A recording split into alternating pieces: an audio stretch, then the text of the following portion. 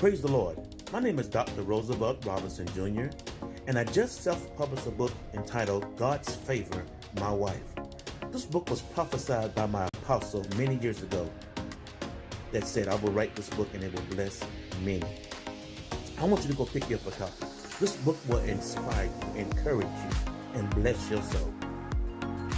If you're seeking for salvation, if you're seeking for a closer walk with God, if you're looking for ideas for your youth ministry, if you're looking for that husband or searching for that husband or wife that God has promised you or that you desire, this book will inspire you, encourage you, and help you on your journey with God.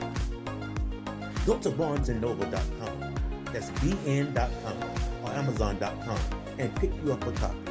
I guarantee it will bless you. I have shared my experience and my testimony of how I met my wife and we got married, and how I have gained favor down through the years being married to my wife. Be blessed.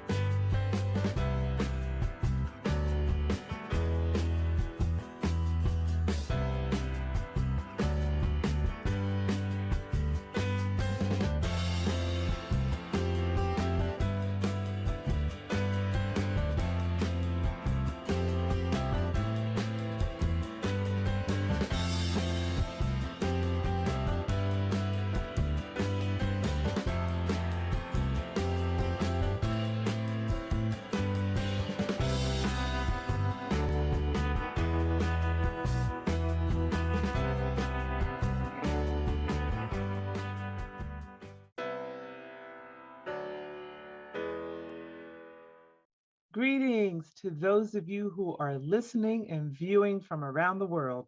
Welcome to My Journey with Paula G, where we are juggling this journey called life while each of us are walking in the gifts and talents that God has given us.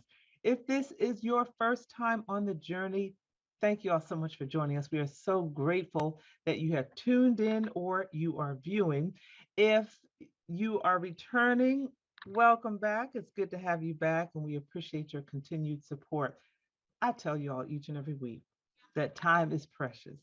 It is the one thing that you cannot get back. So, for you to think it not robbery to spend this time with us, we truly, truly appreciate it. We'd also like to thank and show our appreciation for our underwriters on this journey. Without them, we would not be able to bring you such quality programming. So we thank each and every one of our underwriters. And you know, underwriting is a great way to gain exposure for your business, product, or service while embracing the journey. So if you are interested in becoming an underwriter for My Journey with Paula G, you may email us at jerryroycelive@gmail.com or paula@paulagvoice.com. Please place in the subject line underwriting opportunities, and we will be sure to follow up with each and every one of you. Also, I invite you to stay connected with me via my website, paulagvoice.com, as well as social media across the board: Facebook, YouTube, Instagram, Paula G Voice, where you can stay connected on the journey as well. Well, before we talk with our guest today, I want to share with you a bit of Paula's perspective. And I have an excerpt here from my book, which is entitled My Journey to Lady Wisdom. Oh, disappearing. My Journey to Lady Wisdom After Midnight, which can be found on my website. Here we go. If you want to change the person that you are today, you must take a trip back through your past. Unlock the doors of hurt, the doors of anger, the doors of bitterness, the doors of unforgiveness. You must unlock all those doors that are harboring debilitating baggage in order to continue to move forward in freedom. I remember working with an administrator at one point, and she would tell us at the beginning of the year that each child comes through the door on the first day of school with an invisible suitcase. And it is our job to unpack that suitcase and to help the child through the 4 years. I was on the high school level, so through the 4 years of high school, navigate what is in that suitcase, unpack some of those things that need to be unpacked, help them to rewrite a new narrative if necessary so that they can move forward in their academic career as well as their personal lives. Each and every one of us comes to the table with an invisible suitcase that is full of the experiences from our past that manifest into our present, whether it's our mindset, our behavior, or what have you. So sometimes we do have to take a journey back to peel back some of those layers of those things that have not healed properly, to rewrite the narrative, to take the opportunity to heal properly so that we can move forward and be free from any of the hurt, the bitterness, the anger, or sometimes the depression. So I would encourage each and every one of you as you say your prayers, that you lift your petitions to the Lord and just ask for help on that journey for healing, because definitely in this day and age, with so much that is overwhelming each and every one of us, we all could use that prayer for a healthier future. So I hope that helped you, and that is Fall's perspective. Well, it is time for our guest today, and our guest today is an author. She's a teacher. She is involved in spiritual wellness, and she's here to drop some nuggets on us today. She is Caterina Orr. Blessings to you, my sister. Thank you so much for joining us here on the journey. Thank you for having me. I'm excited to be here. Excellent, excellent. So you've been a busy, busy woman. So first of all, before we get started, tell us a bit about, the theme of our show is juggling this journey called life while walking in the gifts and the talents that God has given us. So share with us a bit of how the last couple of years, because at the time of this particular show, we are still engrossed, shall we say, in a pandemic. So share with us a bit of how you have navigated the last couple of years or so. Well, pandemic time, I think it was difficult, or and still is in some cases for everyone. But, I was blessed, first of all, with my career, that it was a easy move from office to home. I don't think it was so easy for students because, of course, we had to move to online learning. Um, but I just really took that time to work on me. It was a time where I had an opportunity to write my book or continue to write. I could reflect on my relationships with my husband and my children and my church family. So the pandemic overall it wasn't a good thing at all, but I was blessed to be able to use that time for the betterment of me, self care, relationships, even professional relationships. I was able to navigate those things as a result of the time that was given. Before, I was the interim department head of the African American Studies program at Valdosta State, and I didn't have time to do anything at all. I was kind of put in that position. It was definitely a blessing, but it was a position that I had never experienced before. It's extremely fast paced, and I was hanging with it. But Mhm. I think being able to come home like I was, first of all, I was able to appreciate how important it is to take time for yourself. Mhm. And secondly, I was able to do those things that I was able to do. So it sounds like you really utilize that time to regroup, refresh, restore, perhaps rest. And Yes, I think for so many, like you said, the pandemic itself was not necessarily a good thing, right. but how some of us were able to utilize it, there was some good that has come out of it. So, in your role as an educator at Mhm. Valdosta State University, which is located in Georgia, in the Yes, southern part of Georgia, my daughter very actually southern. spent 2 years, freshman and sophomore year, at Valdosta State back in the mid 2000s or so before she transferred to Howard University. It's a beautiful campus, Yes. beautiful, beautiful part of Valdosta. Share with us a bit more about what it is that you do at Valdosta State and why you're so passionate about it. I've been there 16 years, and I actually started out in the English department. And after 4 years, I moved over to the African American Studies program, and I was there for 11 years. Mm. And that was the absolute best experience because I was able to influence African American students. Now, of course, it was diverse, and they weren't all African American students, but of course, the majority.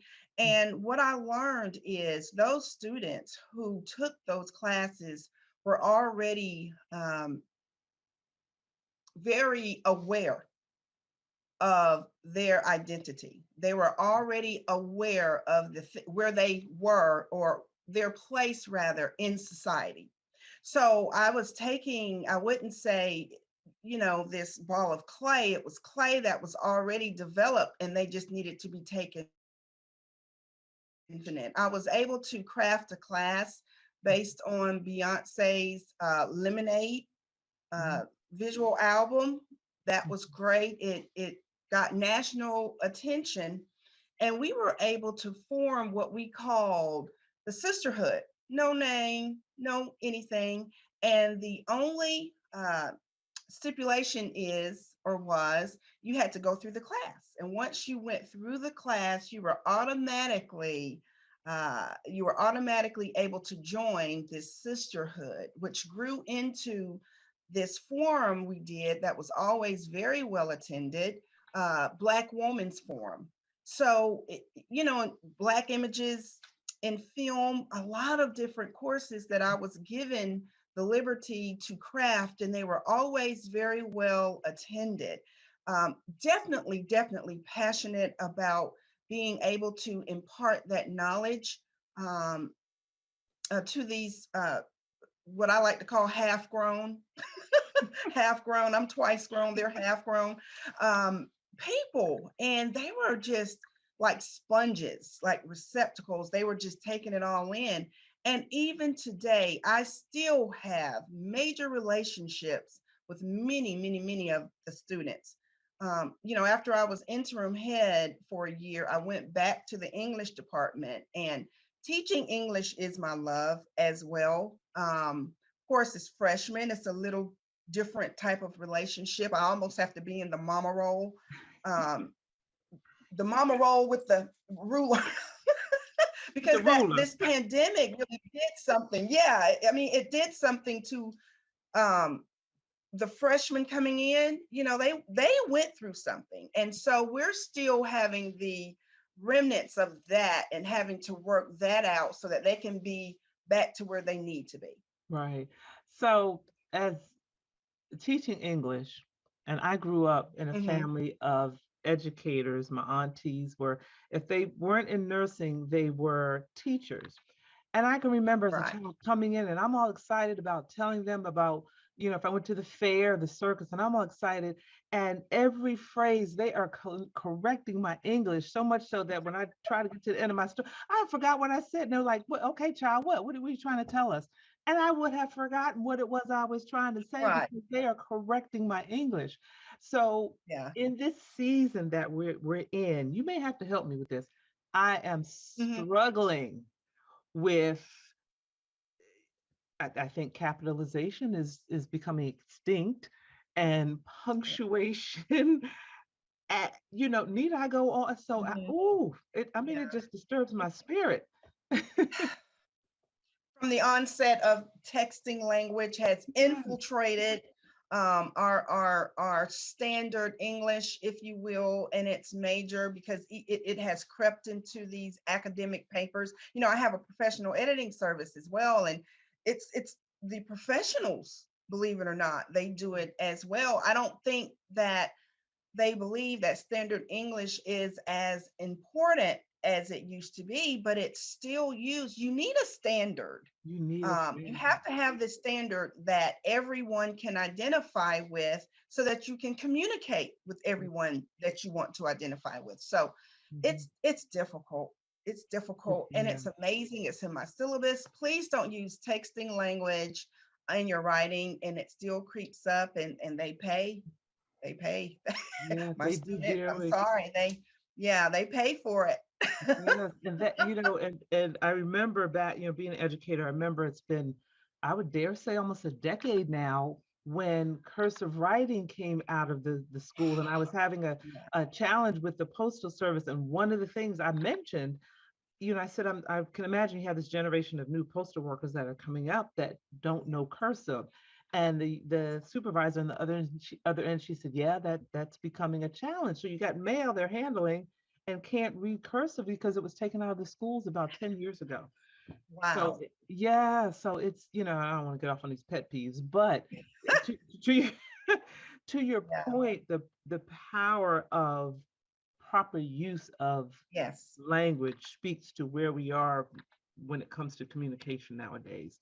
right. That kind of trickles into to other areas. It does.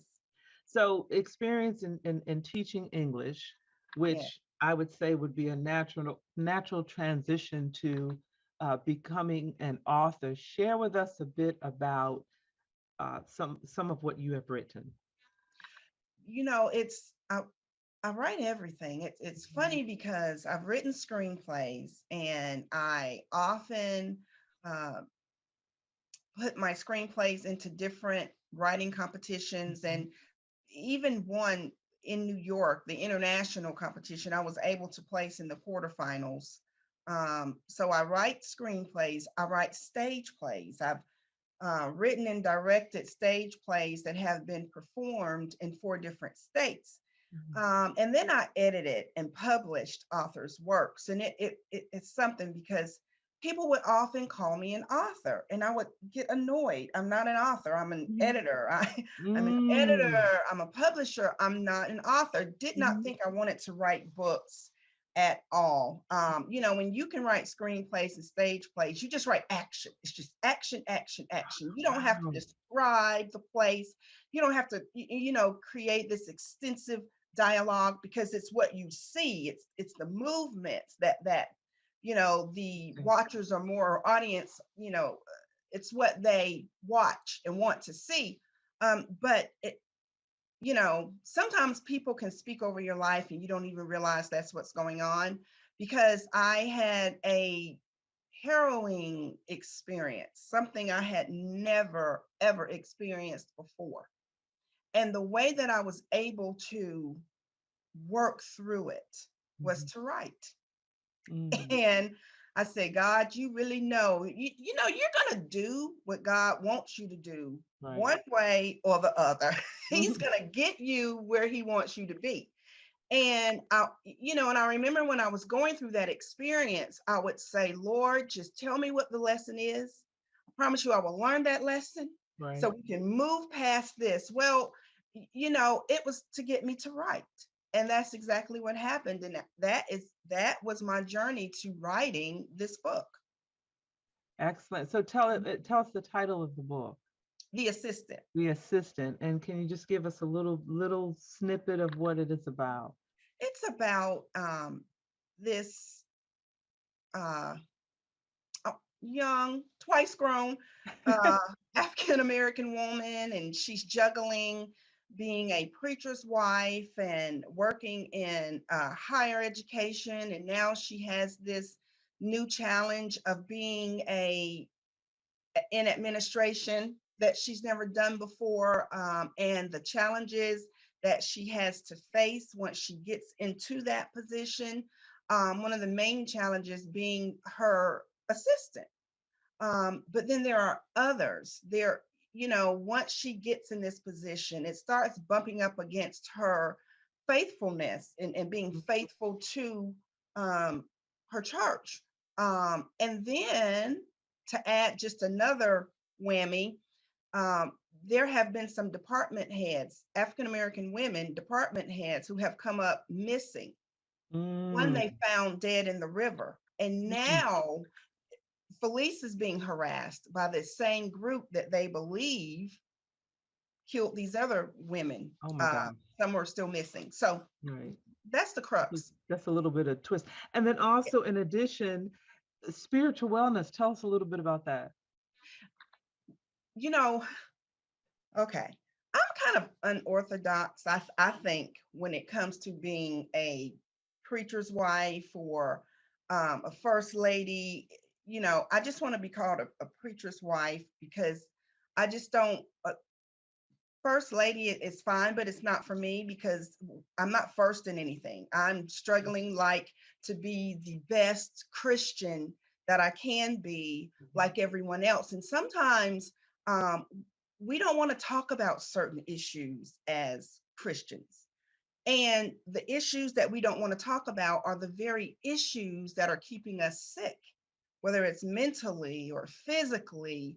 Um, we don't want to talk about those issues. So I'm using this platform to dare talk about these issues that we don't want to talk about. Like one, Zora Neale Hurston said that Black women are the mules of the world, Mm. meaning that we carry all the burden. You don't really hear that when you are in a church setting, that women, Black women specifically, are the mules of the world, that we carry these burdens. We don't talk about that. So that's something I want to reach out and say, hey, we carry everybody's burden, but Jesus Christ says that even our burdens need to be laid at his feet. So we need to delve into some self-care, Some right? self-care. So Yeah. how can the audience stay connected with you on your journey and learn more? I do have a website, cmchelenor.com. Same as my social media platforms, cmchelenor. I do blog once a week through my spiritual wellness page, and you'll see those mainly on Facebook and then, of course, on my website. And those are the absolute best ways to Stay connected. contact me. Excellent, excellent, because you have so many wonderful streams of Yeah. knowledge going on that can really inspire, can encourage, can empower, as we could all continue this journey called life. So thank you so much for Mhm. joining us on the journey. And ladies and gentlemen, we have come to the end of this episode. We thank each and every one of you for tuning in or listening. Our underwriters, we thank you for your continued support of my journey with Paula G.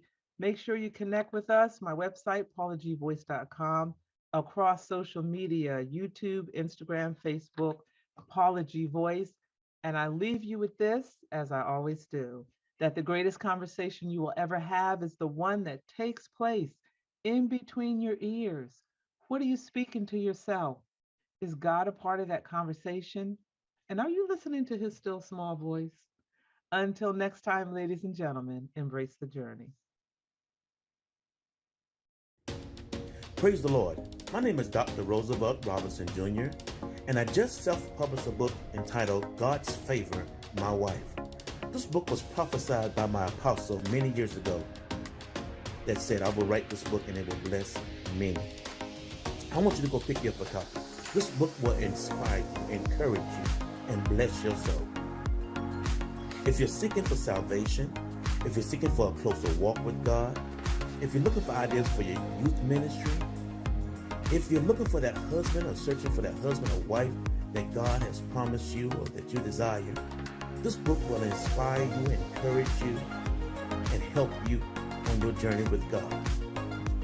Go to barnesandnoble.com, that's bn.com, or amazon.com, and pick you up a copy. I guarantee it will bless you. I have shared my experience and my testimony of how I met my wife and we got married, and how I have gained favor down through the years being married to my wife. Be blessed.